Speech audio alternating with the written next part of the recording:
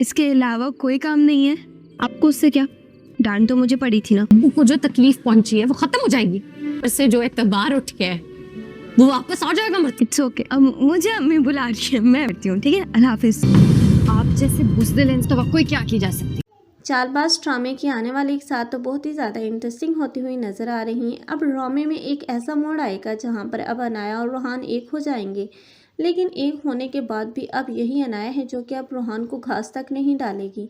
और रोहान तो पहले दिन से ही जानता था कि अनाया उसे पसंद नहीं करती और ना ही उसे शादी करेगी, लेकिन घर वालों के फोर्स करने पर और भाइयों के समझाने पर वो इस रिश्ते में बंधने पर मजबूर हो गया।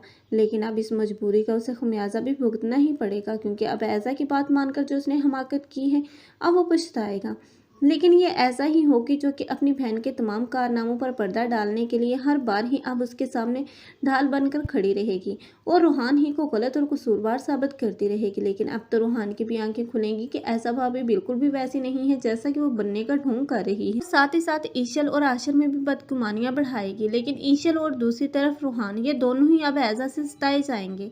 लेकिन आखिर कब तक? एक न एक दिन तो इनका सब्र भी जवाब दे ही जाएगा। तब यही अब आशिर होगा कि अब इस ईशल को घर से निकाल बाहर करेगा, वो भी इस ऐजा के बहकावे में आकर। और दूसरी तरफ ये रूहान है जो कि अब ज़्यादा देर तक अब इस अनाया का गलत रवैया बर्दाश्त नहीं कर पाएगा। हालांकि वो भी अनाया से मोहब्बत करता था, लेकिन अनाया जिसने अपनी खुदसरी और हरदर्मी की वजह से अब रूहान को भी खुद से बदसन कर दिया।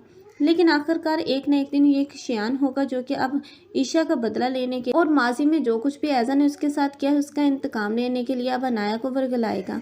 लेकिन अनाया का जब सच अब रूहान के या घर वालों के सामने आना चाहेगा, तब यही ऐसा होगी जो कि पूरे का पूरा ब्लेम अब इसी ईशल पर लगा देगी और ईशल को एक मर्तबा फिर से अब आशिर की नज़रों में घिराया जाएगा और धक्के देकर उस घर से निकाला जाएगा और उसे बदकिरदार होने का सर्टिफिकेट थमा दिया जाएगा। लेकिन ईशल ये सब कुछ बर्दाश्त करेगी, लेकिन अब की मर्तबा तो रूहान भी जानता है कि ईशल बेकसूर है, इसलिए वो आशिर को समझाएगा। लेकिन आशिर की समझ में जब ये सब बातें आएंगी तब तक बहुत देर हो चुकी होगी। आप लोगों को ये ड्रामा कैसा लग रहा है कमेंट सेक्शन में अपनी कीमती राय के इज़हार लाजमी करें। मज़ीद ऐसे रिव्यूज़ के लिए हमारे चैनल को लाजमी सब्सक्राइब कर लें। अगर आप लोगों को हमारी वीडियो अच्छी लगी हो तो वीडियो को लाइक करना मत भूलिएगा। अल्लाह हाफिज़।